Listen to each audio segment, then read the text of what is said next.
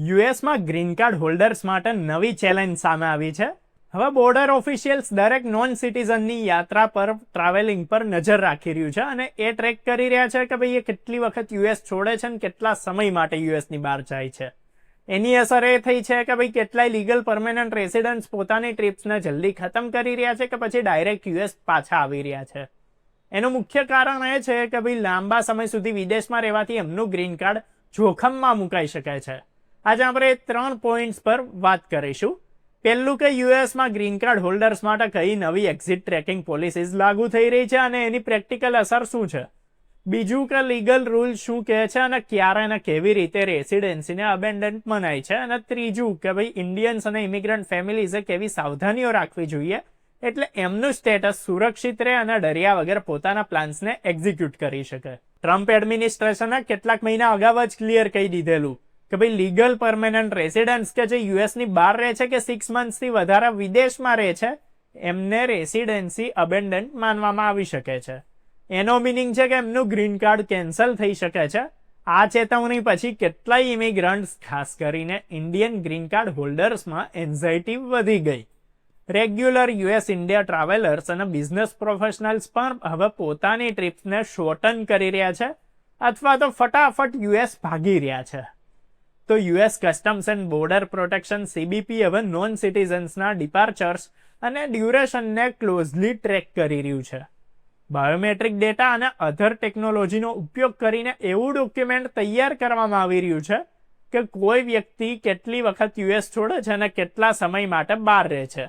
આ ટાઇટલ મોનિટરિંગની અસર એ છે કે હવે દરેક ગ્રીન કાર્ડ હોલ્ડરને લાગી રહ્યું છે કે એની જે યુએસ રેસિડેન્સી છે એને સેફગાર્ડ કરવો હવે પહેલાથી વધારે ચેલેન્જિંગ થઈ ગયું છે. તેજો અને મેક્સિકોના એક્ઝામ્પલથી સ્થિતિ વધારે સ્પષ્ટ થાય છે. યુએસ મેક્સિકો બોર્ડર પર લોઅર હાઉસિંગ કોસ્ટને લીધે કેટલાય અમેરિકન સિટીઝન્સને લીગલ રેસિડન્ટ્સ મેક્સિકોમાં રહેતા હતા પણ હવે રેસિડેન્સી રિસ્કને લીધે પાછા યુએસ રિટર્ન થઈ રહ્યા છે. Dulce Belen Reynoso Res president of Mexican association of real estate એજન્ટ્સે કીધું કે ભાઈ રેન્ટ પ્રાઇસીસ હવે ઓછી થઈ છે કેમ કે કેટલાય લીગલ રેસિડન્ટ્સ અને સિટીઝન્સ પાછા યુએસ આવી ગયા છે. એ બતાવે છે કે લીગલ સ્ટેટસને લઈને લોકો ફાઇનાન્શિયલી હાર્ડ ડિસિઝન્સ પણ લઈ રહ્યા છે. લીગલ પર્સપેક્ટિવથી જોઈએ તો ગ્રીન કાર્ડ હોલ્ડર્સનો લોંગ સ્ટે એબ્રોડ પોતાની રીતે જ રેસિડેન્સી કેન્સલ નથી કરી શકતો પણ 6 મહિના કે એનાથી વધારેની ગેરહાજરી ઓફિસર્સ માટે ટ્રિગર બને છે કે વ્યક્તિને એક નવા એડમિશન એપ્લિકન્ટની જેમ એસેસ કરે. સીબીબી ઓફિસર્સ હવે ડિટેલ ક્વેશ્ચન્સ પૂછી શકે છે જેમ કે તમે વાસ્તવમાં ક્યાં રહો છો, શું યુએસ સ્ટેટસ તમારું પરમેનન્ટ હોમ છે, શું યુએસ તમારું પરમેનન્ટ હોમ છે, શું તમે યુએસમાં ટેક્સ ફાઇલ કરી રહ્યા છો અને શું તમારી યુએસમાં પ્રોપર્ટી જોબ કે બિઝનેસ પણ છે.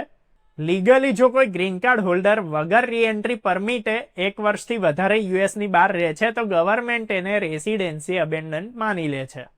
એનો અર્થ એ છે કે આ સમય પછી વ્યક્તિએ રિટર્નિંગ રેસિડન્ટ વિઝા કે ન્યૂ એડમિશન પ્રોસેસથી પસાર થવું પડી શકે છે. પ્રેક્ટિકલ સ્ટેપ્સ માટે એક્સપર્ટ્સની સલાહ એ છે કે જો તમારે 6 મહિનાથી વધારે વિદેશમાં રહેવું છે તો ડિપાર્ચરની પહેલા re-entry permit form I-131 apply કરો. એ ઓફિશિયલ પ્રૂફ છે કે તમે યુએસ રિટર્ન આવવાનો ઈરાદો રાખો છો અને તમારી પરમેનન્ટ રેસિડેન્સી મેન્ટેન રહેશે.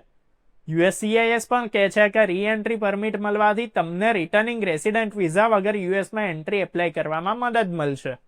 જોકે પરમિટ એન્ટ્રીની ગેરંટી નથી આપતું પણ એડમિસિબિલિટી એસ્ટાબ્લિશ કરવામાં મદદ કરે છે.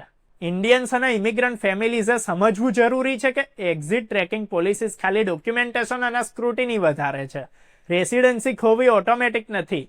પ્રોપર પ્લાનિંગ, રીએન્ટ્રી પરમિટ અને તમારા યુએસ કનેક્શન જેમ કે ટેક્સ રિટર્ન્સ, પ્રોપર્ટી અને એમ્પ્લોયમેન્ટ મેન્ટેન રાખવું સૌથી જરૂરી સ્ટેપ છે. એ સિવાય ઇમિગ્રેશન એટર્ની કે સર્ટિફાઈડ એડવાઇઝરને કન્સલ્ટ કરવું પણ સેફગાર્ડ કરે છે. આ સિનારીઓમાં પ્રિકોશનરી મેઝર્સ પણ જરૂરી છે. હંમેશા ટ્રીપ્સની પ્લાનિંગ પહેલાથી કરો, લોંગ ટર્મ સ્ટેજ માટે રીએન્ટ્રી પરમિટ લો અને દરેક ડોક્યુમેન્ટની કોપી રાખો. સીબીપી દ્વારા પૂછવામાં આવનારા સવાલો માટે તમે પ્રિપેર્ડ રહો. મિક્સ સ્ટેટસ ફેમિલીઝમાં માઇનોર ચિલ્ડ્રનના રાઇટ્સ અને બેનિફિટ્સ પણ તમે ધ્યાનમાં રાખો. પ્રોપર પ્લાનિંગથી અનનેસેસરી ફિયરથી બચી શકાય છે અને રેસિડેન્સી સુરક્ષિત રાખી શકાય. હવે આખી અપડેટ પર તમારો શું ઓપિનિયન છે, તમારો શું વિચાર છે, કમેન્ટ કરીને જણાવો. જો વિડીયો પસંદ આવ્યો હોય તો લાઈક કરો, શેર કરો. આવી જ અપડેટ્સ અને ઇન્ફોર્મેશન માટે ફોલો કરો, સબસ્ક્રાઇબ કરો અર્બન ગુજરાતી.